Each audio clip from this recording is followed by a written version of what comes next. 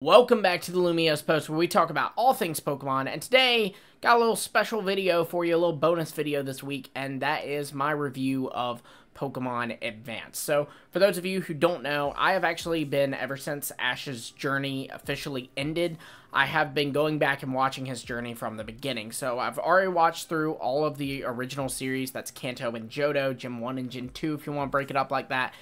This includes the movies, any specials, any special side series, like Chronicles was a thing going on in Gen 3, and then, you know, when I get to it, there's the Mega Evolution acts way down the line in Generation 6, but all of it. I want to watch all of the anime again from the beginning, just kind of relive through Ash's adventures, and see how I like it now, as an adult, reflecting on it, because I probably haven't watched all of Ash's adventures since I was a kid, you know, so I've been really excited to do this. I have already done my review on the original series. I have also done a bunch of theories on the original series, a video on my theories that I got from watching the original series, and either the advanced theories video is already out or will be going out. I'm not sure at the time of recording which one I'm going to put out first, but if it's out, you'll see a link like pop up in the corners here. So check that out. It'll be my theories on Advanced, and I think I have some really good ones. I like them even more than my original series ones. But yeah, so let's talk about my thoughts on Advanced. So let's first talk about my initial impression of Advanced, like how I remembered it. So I, as a kid, loved Advanced. That was where I first got into Pokemon. My first experience with Pokemon was getting a card of Lucario, which, while not a Gen 3 Mon, was kind of up and coming because of the Lucario and the Mystery Mew movie, which was a Gen 3 movie despite it featuring a Gen 4 Mon, and that was kind of my introduction to the anime, was the Lucario and the Mystery Mew movie, and so I fell in love with that movie. It's why Lucario is one of my favorite Pokemon, and it's why I immediately had a love for the Hoenn game, Ash, May, Max, and Brock. And that was kind of the first series I started watching. I was in love with a lot of Hoenn Pokemon, like Sceptile and Swellow, which actually ended up on Ash's team. So it was all written in the stars for me to love Hoenn, and it held up. It held up to the hype. I went back and watched this, and I just can't help but thinking the whole time I'm watching through, wow, Advanced really is the best series. I really do like it a lot. I think as I was away from Advanced, I was starting to kind of go, maybe XYZ was just as good as Advanced. But no, Advanced, from what I remember about X and Y, you know, I'll get there eventually and we'll see if my mind changes. But Advanced is better. That's not any slight to XY, but Advanced is just so good. And I specifically, to clarify, I did do Advanced and Battle Frontier because that's still part of the Gen 3 anime. So when I say Advanced, I'm including Battle Frontier in that. But yeah, so let's get into each individual thing. I kind of want to break this video up in sections. The first thing I want to talk about are the characters and kind of the character arcs that they each have going on. So first, of course, we have our main character, Ash Ketchum. I really liked Ash this series. It was very different from the original series. You know, in the original series, he's a new trainer, right? And you see that very much so. He is kind of an idiot, both in Pokemon and out of Pokemon, right? Like, both in, like, the world and also in battles and stuff. And so you see the growth that he's had from 2 regions in this region. And he not only is more capable and shows to be more capable, but he also is a mentor figure to May, and we'll kind of get into that when I talk about May and her character arc. But Ash was awesome this season. I think this might be my favorite iteration of Ash. Again, you know, we'll see as I go through Gen 4, 5, etc. But it's really good. Like, the first few episodes, he isn't quite with May yet. Like, she's there, but they're not friends or anything. And he is not reunited with Brock yet. And so it's truly just Ash. And he is showing that he is capable of handling himself. And that was really cool to see. Whereas in the past, you know, you could argue that he was a little reliant on Misty and on Brock. But no, not this time. It showed that, and it was really, really good. This also furthermore made it more believable that, you know, he could do so well in the Battle Frontier, as he ends up winning the whole Battle Frontier and being asked to be a Frontier Brain. All of that just works so well. Then moving into May. So May, she was always my favorite of the Poke Girls, if that's what you want to call them, Ash's female companions. She was always my favorite. Like I said, just got introduced to her with the Lucario and the Mystery of Mew movie. Loved her in that. Then probably the next movie I saw was the Manaphy movie, and she's kind of front and center at that one, and she's great in that as well. Yeah, I love May. I think she's amazing, and again, it held up. I love her character arc especially. You know, you have her going from, I don't really like Pokemon, but I have to get one as kind of an excuse to travel around, to, okay, well, I do love this Torchic. I don't know why, but I love this Torchic. I don't really know what I want to do with it. I guess I'll do gyms. That's what they're saying I'm supposed to do. To then going, okay, these contests are really cool, and I really like that Beautifly Pokemon. To then being a full-fledged coordinator, and then it all kind of culminating with the Kanto, excuse me, not the Battle Frontier, but the Kanto Grand Festival, where May learns that she battles too much like Ash. The reason she loses is because Soledad picked up on her battling style, as it was very similar to Ash's, and she demolished her. And Soledad didn't just beat May. You know, a lot of the times the anime likes to do it where it's like, it's so close, oh, who could win, you know? But no, they straight up like showed, yeah, Soledad wiped the floor with May. And that made sense. And it not only made sense, but it was used as a progression of May's character going forward, and it made her next goal make sense. Her whole, well, I'm going to go to Johto by myself so I can find my own style. I can find out who May is without Ash, just like how Ash kind of had to find who he was without Misty by, you know, going off to the home region by himself. So it was cool to see May follow in Ash's footsteps in that regard. It was also cool to see her loss be given a reason, and that reason propel her forward in another direction. I think that's great. That's amazing character writing, and you don't get as much as that going in later, you know, you don't, so that's pretty cool. Yeah, man, May's great. Then let's talk about little brother Max. So Max, I remembered Max being annoying, and I remember hating Max. Going back and watching, I actually don't find him annoying. I'm not crazy about Max. I wouldn't call myself a Max fan, but I'm definitely not a Max hater. I thought he was fine. I still kind of think that he himself did not add a lot for me, except for, I guess, the brother and sister dynamic, and they were able to do some cool things with that. Like, Max had a whole episode where he was bonding with Misty because they both related to each other, and that they were the younger sibling, where the older sibling doesn't take them seriously and all this. So that was kind of sweet, but just, you know, in general, I feel like the show could have been the same without Max, so I don't feel like he adds anything, but I don't think he takes anything away. And again, I was pleasantly surprised to see, looking back, that Max was not as annoying as I remembered as a kid. I remember as a kid, I hated Max, and I think that was because I was defensive of Ash, because Max is real quick to clown on Ash, and, like, you know, he even kind of makes fun of him for, like, you're that guy who lost in the Johto League. You lost in the second round. And Ash is like, it was the victory tournament. And I think as a kid, I hated that. I was like, you put some respect on Ketchum's name, you hear me, you little brat? But now, as an adult, I'm like, well, you know, that makes sense. That's how a little kid would act. I still am not a big fan of the scene where he runs off with Norman's badge and, like, refuses to give Ash the badge and has to be talked into giving Ash the badge. I did not like that scene a lot. I feel like they honestly kind of undermined Max from that. Like, I feel like he was not that immature, and that scene just, I thought, was bad. I didn't like that scene, but overall, Max is a fine character. I do like seeing him kind of being a babysitter to May's Pokemon, specifically her. Like, he kind of had a special bond with her Torchic, and then he really becomes, like, Munchlax's buddy, and I love that. I think that's adorable. Let's talk about Brock. So with Brock, there was a lot I liked about Brock. Brock is the man, right? Like, Brock's the OG. Is there a single, seriously, let me know in the comments, is there a single person who dislikes Brock? But Brock is the man.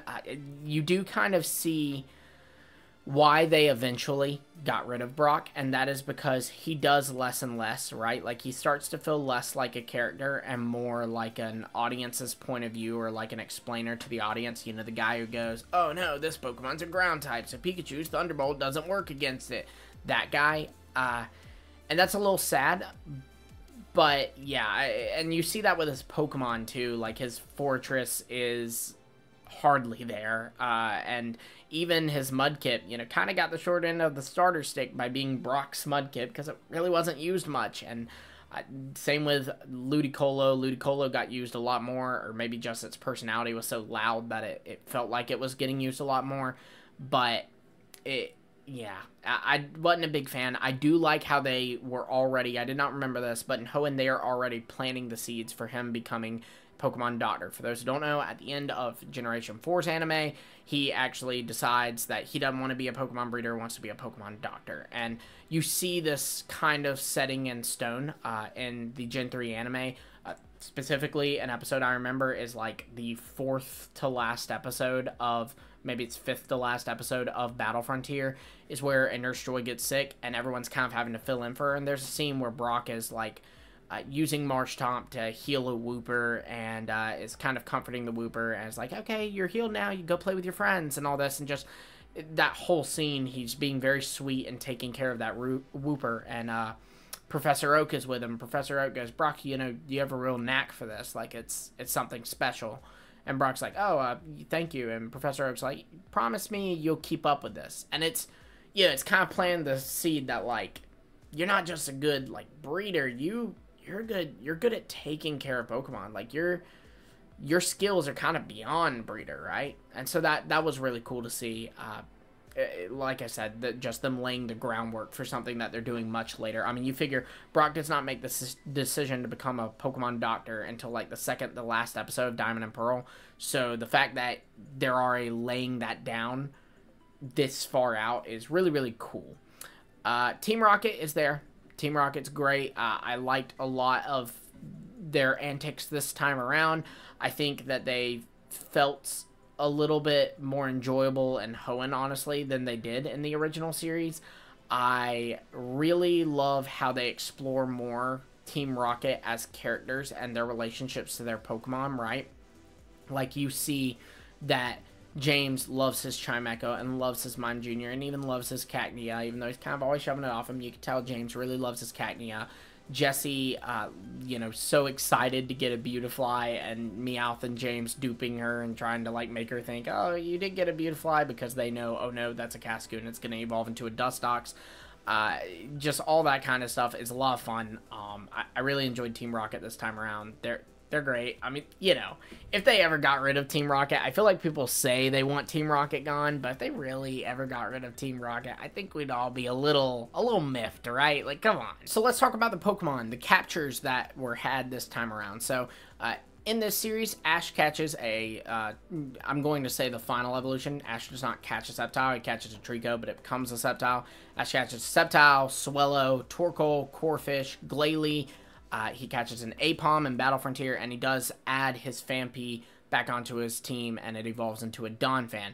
May catches a Blaziken, a Skitty, Blaziken is her starter, of course, a Skitty, a Beautifly, a Bulbasaur, a Squirtle, and she gets an egg that hatches into an Eevee. She also gets a Munchlax, and Brock has his Fortress with him, and then also gets a Marshtomp and a Ludicolo and also a Bonsly. And this was great. I liked these Mons a lot, I will say. Some of them I remember a little bit differently. Let's break that down.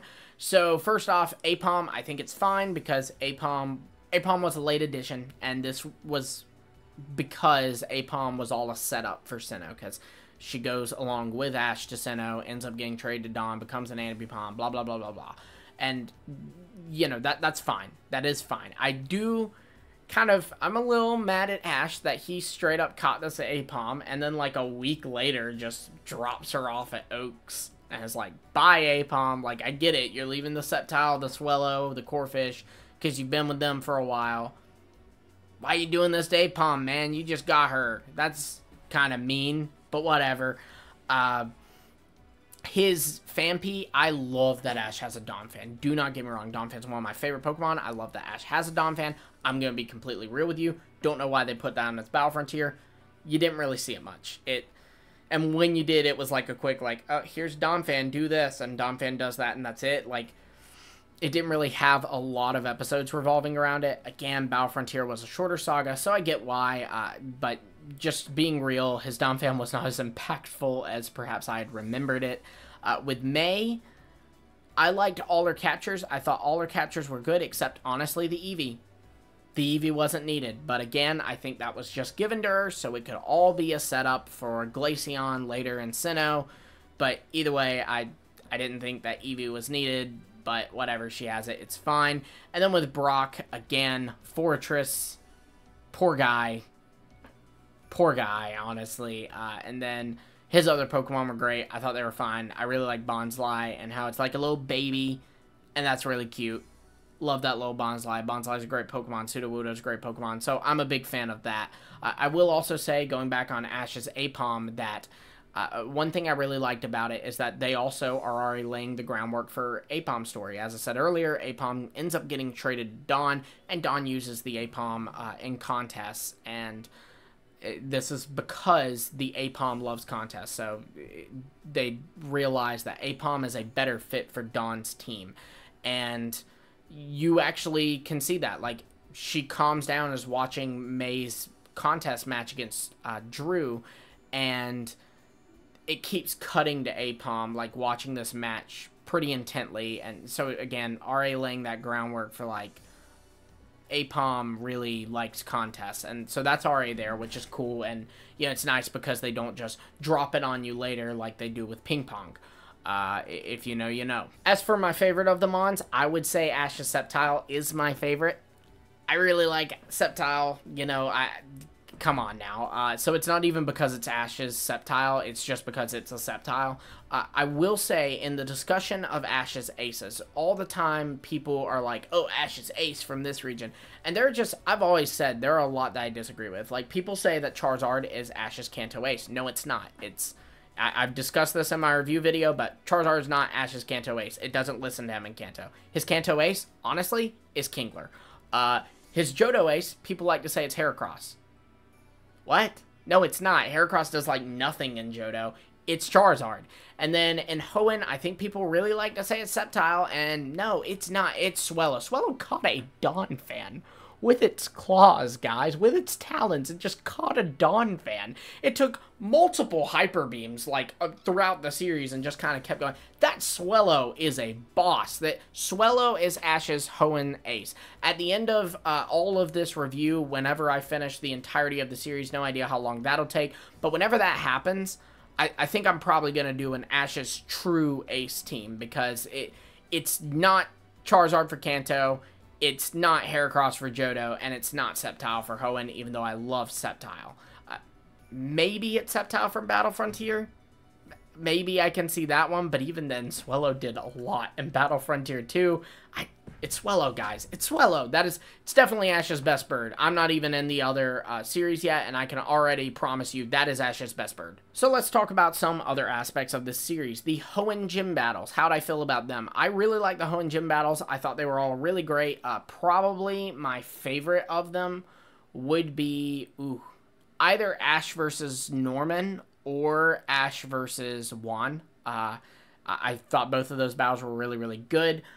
The only, I don't think I had a problem with any of them except for Lisa and Tate, and that is obviously because of Thunder Armor. That's really dumb. I think that was supposed to be a reference to Guts, that being an ability of Swellow's, but it was a poorly executed reference, if that's what it was. I didn't like that. I didn't like that at all. But overall, the gym battles were great. You could argue that the gym battle against Watson was not so good because obviously Pikachu like sweeps Watson's team, but I actually appreciate that a little bit because like sometimes in the games when you're playing through, there's going to be a gym that you just kind of sweep, and I really, really like that they don't always do a down to the wire match, right? Like where it's down to Ash has his last mon, the gym leader has his last mon, Ash's last mon like kind of stumbles but then stands up and then the other mon falls. It's always right down to the wire. I like that there's some where Ash just kind of comes in and, you know, beats them up and leaves like it's nothing, you know, gangster style. I love that. Hoenn League. Hoenn League is like the last league where we see Ash battle trainers that are league exclusive. Like, they're not just his rivals, because in future seasons, every full battle they give us of Ash's is like one of his already established rivals, or like a rival that's established at a league. They don't really just show his matches throughout the league, and it's really sad that they stopped doing that, because Ash's best match was arguably against Katie, who is a nobody. She just was there at the tournament. She wasn't like a pre-established character like Morrison or Tyson. And yeah, I thought that was pretty cool. As for Morrison, I don't want to say he's the worst character in all of Pokemon, but he's not high up there. I mean, he kind of sucks. I didn't like Morrison. I didn't, you know, you can't follow up Gary, right? So who cares about Morrison? I had no interest in him. Their battle had no weight to me. Morrison's little whole, oh, I'm sad I have to battle my friend Ash, meant nothing to me, especially since they have been rivals this whole time. You know, it was dumb to me. Tyson, the guy with the Meowth boots, that was really cool. I'm not 100% sure how I feel about that match. I like to think that Ash would have won if he had taken care of the Metagross sooner. You know, the Pikachu going up against the Meowth boots. Pikachu had already taken damage from Metagross. Meowth boots had not taken any damage. So I like to think Ash would have won. It's just kind of hard. Like, people hate on Ash losing to the Darkrai and the Latios. I almost said Os. Excuse me, Latios. It's very late for me here, but I wanted to record this before I started Sinnoh, and I want to start Sinnoh tomorrow. But yeah, I thought that the Meowth boots is worse than the Latios and the Darkrai, but that's just my opinion. Maybe I'm crazy. I don't know what to tell you. As for the Battle Frontier battles were also really, really good. Of those, I think my favorite would have to be, I really like Spencer's. That's the Battle Palace. I really like that one. Yeah, I think that's the one I'd go with. I'd have to go with his battle against Spencer, where he uses Heracross, Swallow, and Sceptile, and Spencer uses Venusaur, Shiftry, and Claydol, not necessarily in that order. They were all pretty good. The only one I didn't really care either way about was his battle against Lucy. I didn't think it was bad. I wasn't on the edge of my seat for that one or anything. It was just kind of like, this is a battle, and it didn't mean a lot to me, so, but it was still fine. Then contest. This is the gen where we get contests, and the girl has like a little arc aside from just kind of being there, and it's really, really great. I love contests. I love the way they're executed in the anime. The way they're portrayed in the anime probably is a big reason I hate them so much in the games, because I see what they could be, and then I have to compare it to what they are, and what they are is horrible, and what they could be is amazing. And yeah, they're great. I love contests. I loved May in it. I love her rivals. I gotta tell you, I really, really like Harley as a rival. I really, really do. Like, obviously as a character I hate him, but you're supposed to, right? But I like that there is a rival who, there's normally the rivals in Pokemon are like, you have the Gary type, where it's like, Drew would also fit this class, where like, he's not a bad guy, but he will kind of be a little bit of a jerk to the person, to Ash, to May, but it's like a way to push them. He actually really cares about them. And then he's not a jerk to his Pokemon, right? Like, he's still great to his Pokemon, loves his Pokemon. Then you have, like, the Paul type, where, like, they hate their Pokemon, and, you know, not literally, but, like, they're abusive to their Pokemon, and abusive to other people, and they're just all around horrible people. But they still, at the end of the day, they respect the game of battle, right? Like, Paul never cheats in a battle. Paul still, like, acknowledges, if I lose a battle, that person was better than me, you know? I like that there's a Harley type, and Harley's, like, the only person who fits into this class, and it's the kind of person who's like, I want to beat this person for petty reasons, and I would like to be better than them, but if I can't, I will cheat, because it is more important to me. It's like the kind of character who is not trying to, Gary, Drew, Paul, they're all trying to win. Harley doesn't care so much about winning as much as he does May losing, you know, and I really like that. I think that's so good. I like that there's a rival like that, Wish they did more down the road, but they don't really. Harley's kind of the only one that's that petty, and I think that's really good for a character to have. Now let's talk about the movies. So the movies, they so far definitely my favorite batch of movies. The Battle Frontier movies especially. Like I said, Lucario and the Mystery of Mew was kind of my introduction to the anime. It was always my favorite movie. I gotta tell you, going back and watching these movies, it has been overtaken. It is still second place, but the Manaphy movie has to be number one. I feel like that is the most, like, well-written, like, can stand against other non-Pokemon movies of all the Pokemon movies. So I really, really love the Manaphy movie. I think that's great. Lucario is a very close second, but I'll admit a lot of that's for nostalgic reasons. Jirachi is a movie. I didn't hate it. I didn't love it. It was a movie. And Destiny Deoxys is a good movie. I think I saw it so many times as a kid that I kind of still knew everything about it, so it didn't hit me quite as much as the other movies, but Deoxys movie is really, really good as well. As a whole, I would say they're better than the Gen 1 and Gen 2 movies. As a whole, they would. I would, if I were to rank them individually, which maybe I'll do at the end of all of this, I'll rank like all the Pokemon movies. But if I were to rank them individually, it'd be mixed. There would be some Gen 1 or 2 movies that would be above some Gen 3 movies. But as a whole, I'd say the Gen 3 movies are definitely better. Now, just some other points that I wanted to make that kind of stuck out to me and I wrote down so that, you know, I could talk about them in my review video. So, first, we have to talk about the voice actor changes. And now this only affects the English dub. But for those who don't know, the English voice actors get changed about not even midway through Battle Frontier, like a 10th of the way through Battle Frontier they get changed.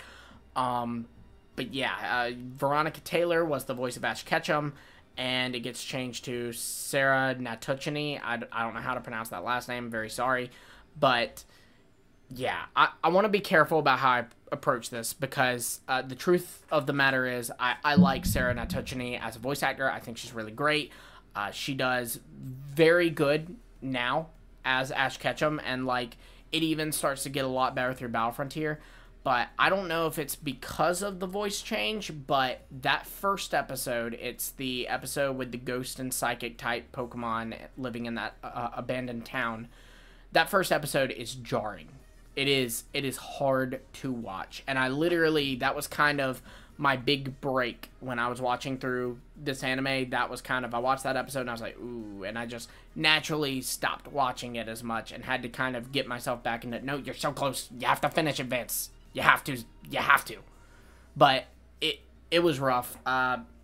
Again, these actors get really, really good. I don't want to disrespect any actor. This isn't on the actors, right? I would say this is on the people who were casting, right? Because at the time, for those who don't know, Sarah is a 16-year-old girl. She has little to no credits to her name at this point. Why would you, as a company, recast one of the most iconic TV show cartoon characters of all time, one of the most beloved kids characters of all time, especially at this time, right?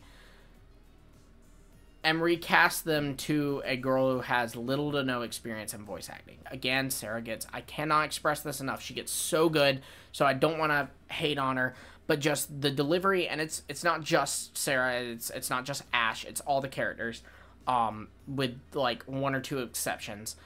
The deliveries are just really dry, the voices are not good. Like, the voice of Ash Ketchum by Veronica Taylor sounds like a person. Like, it sounds like a person I could talk to.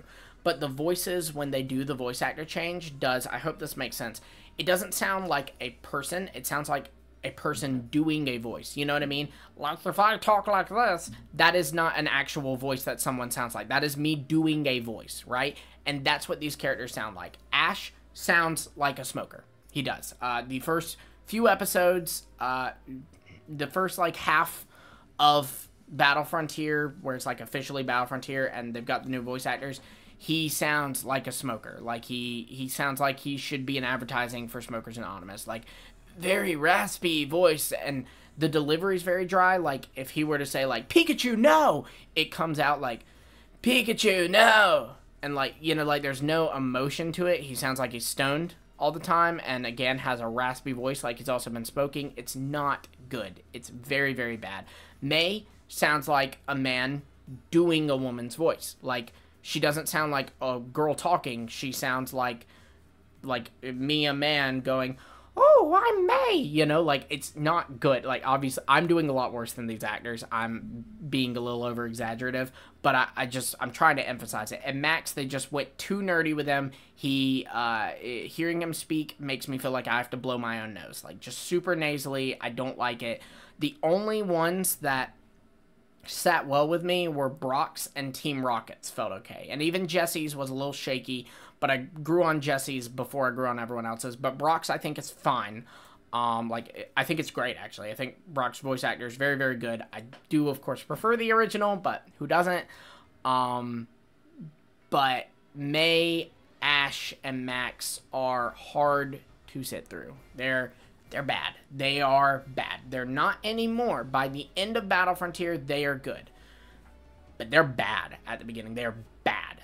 I cannot emphasize that enough. They're bad.